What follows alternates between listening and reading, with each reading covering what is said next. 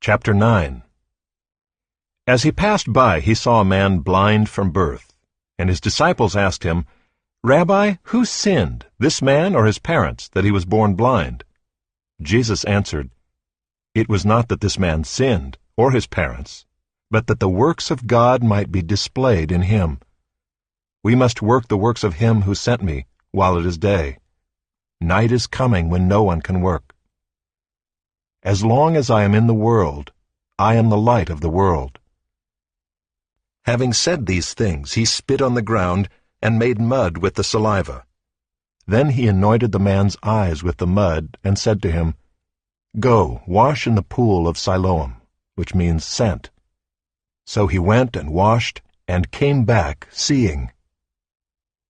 The neighbors and those who had seen him before as a beggar were saying, "Is this not the man who used to sit and beg?" Some said, "It is he." Others said, "No, but he is like him." He kept saying, "I am the man." So they said to him, "Then how were your eyes opened?" He answered, "The man called Jesus made mud and anointed my eyes, and said to me, 'Go to Siloam and wash.' So I went and washed and received my sight." They said to him, "Where is he?" He said, "I do not know." They brought to the Pharisees the man who had formerly been blind.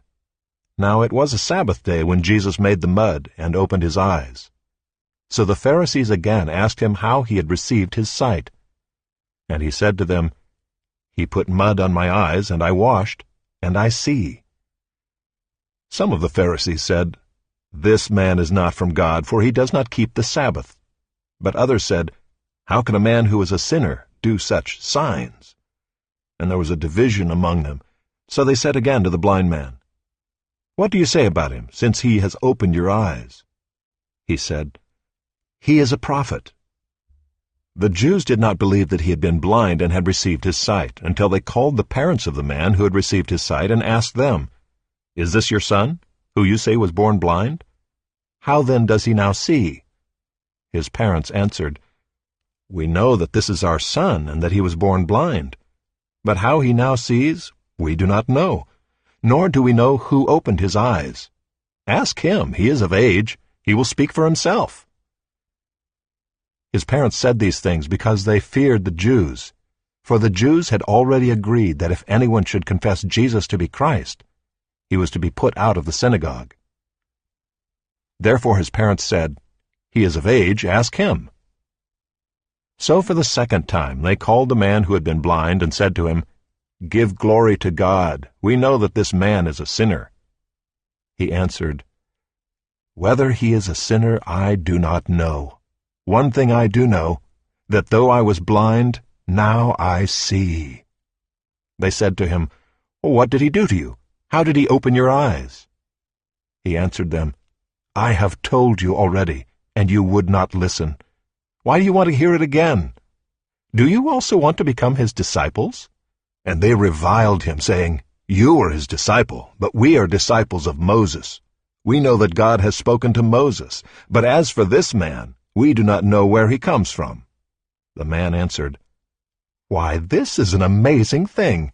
You do not know where he comes from, and yet he opened my eyes. We know that God does not listen to sinners, but if anyone is a worshiper of God and does his will, God listens to him. Never since the world began has it been heard that anyone opened the eyes of a man born blind.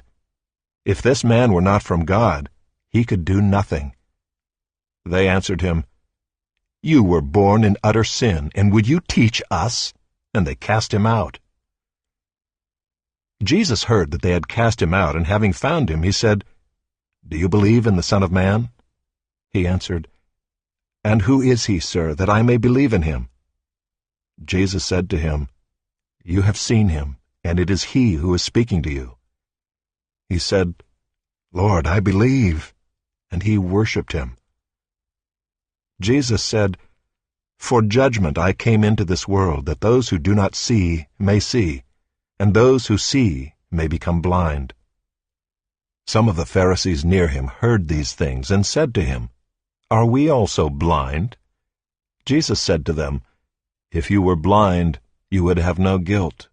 But now that you say, "We see," your guilt remains.